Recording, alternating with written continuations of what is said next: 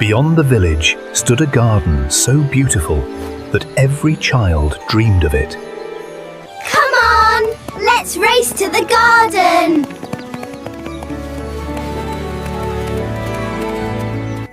It was a large, lovely garden with soft green grass and 12 peach trees. In spring, the trees broke out into delicate blossoms of pink and pearl.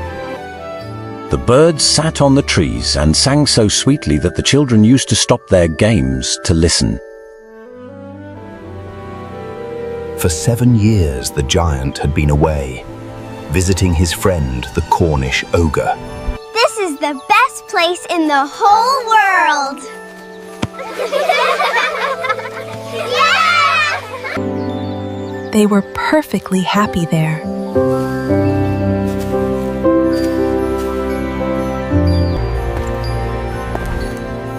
Then one day, the giant came back. What are you doing here?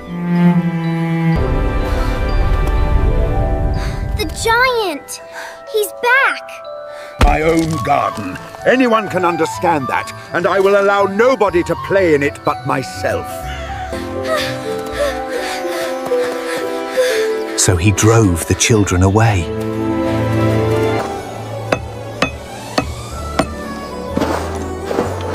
He was a very selfish giant.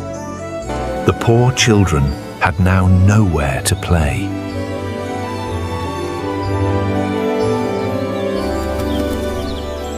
Spring came all over the country.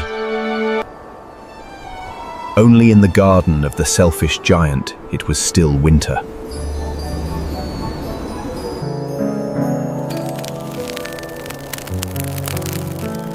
The trees had forgotten how to blossom. The silver rime painted all the trees silver. Then they invited the north wind to stay with them, and he came. Every day for 3 hours, he rattled on the roof of the castle. I cannot understand why the spring is so late. The summer gave no fruit, and the autumn gave no golden grain to the giant's garden. The birds did not care to sing in it, as there were no children. He sat in his great hall, but no laughter ever reached him there. Yet he did not know that he had shut spring out of his garden when he shut out the children.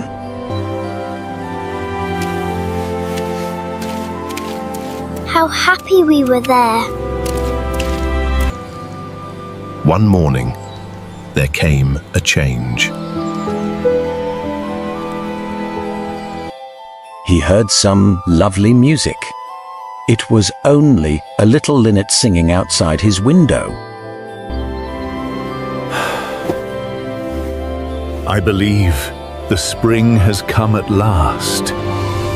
What he saw was a most wonderful sight. In every tree that he could see there was a little child. And the trees were so glad to have the children back that they had covered themselves with blossoms.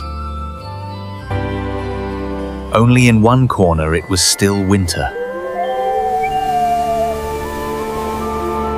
He was so small that it could not reach up to the branches of the tree. The poor tree was still quite covered with frost and snow, and the north wind was blowing and roaring above it. I can't reach. How selfish I have been. Now I know why the spring would not come here. He stole downstairs and opened the front door quite softly. Run! The giant! And the spring fled away.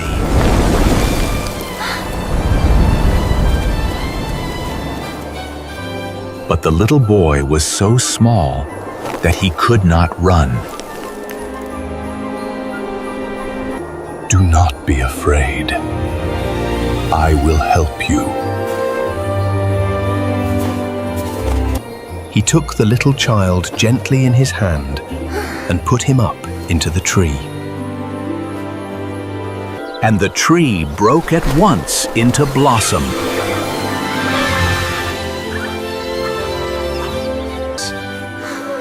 And the little child put its 2 arms round the giant's neck and kissed him. He's not angry anymore.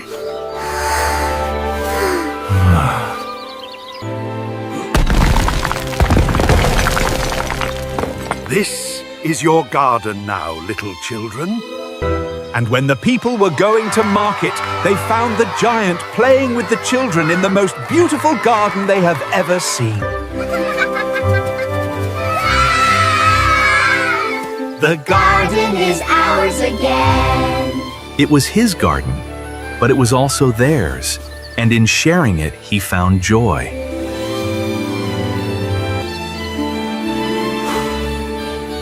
Where is the little boy? We do not know. We have never seen him before. The giant loved him the best of all because he had kissed him. Come in, my children.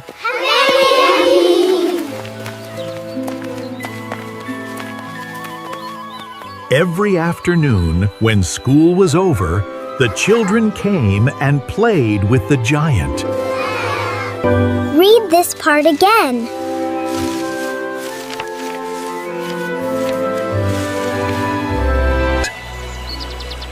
The garden bloomed because love had entered it. And the years began to move softly through the garden. No walls, only welcome. Thank you, Giant. There now, brave heart, up again.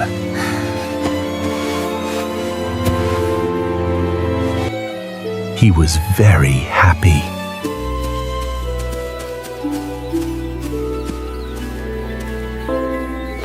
Have you seen the little boy anywhere?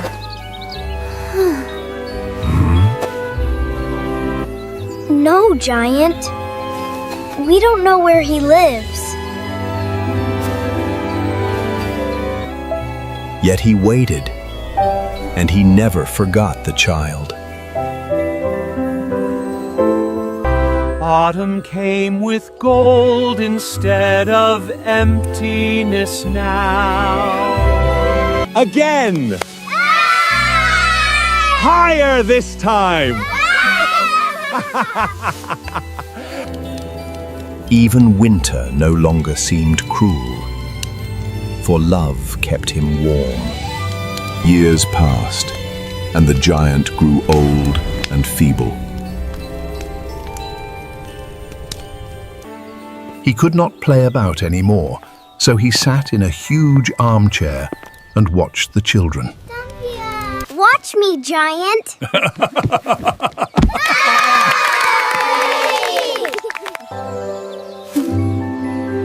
Well done, little one.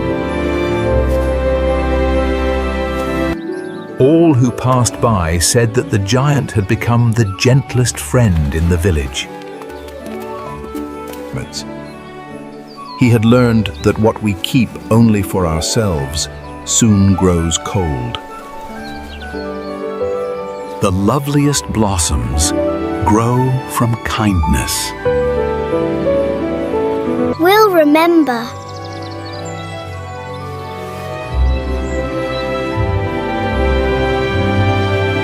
And evening after evening, peace rested in the garden. The giant often dreamed of the little boy who had changed his heart.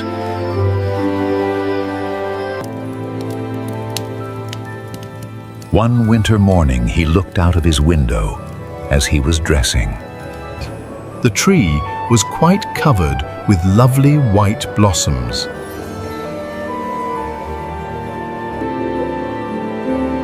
And beneath it stood the little boy he had loved. My little child!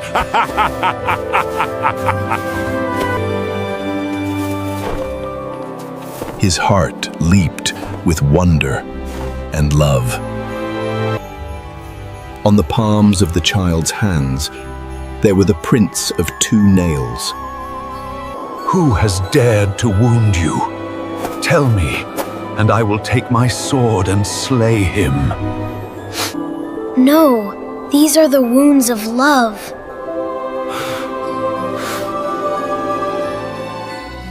Then the giant understood. You let me play once in your garden. Today you shall come with me to my garden. I am ready. And peace, greater than any springtime, filled the garden. Good afternoon, Giant. Look, look. The tree is blooming. They found him there, lying dead under the tree, all covered with white blossoms. But there was no sorrow in his face.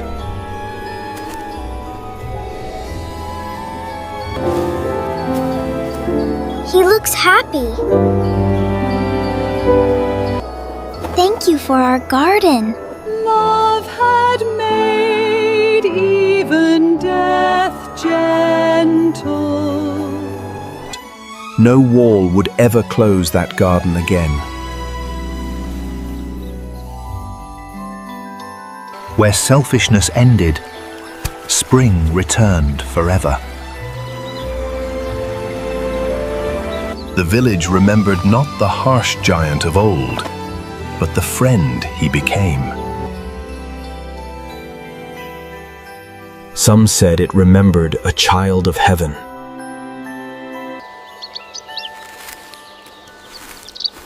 And every spring, the birds sang there first. For the finest garden grows wherever a selfish heart learns to share. And love opens every gate. The end.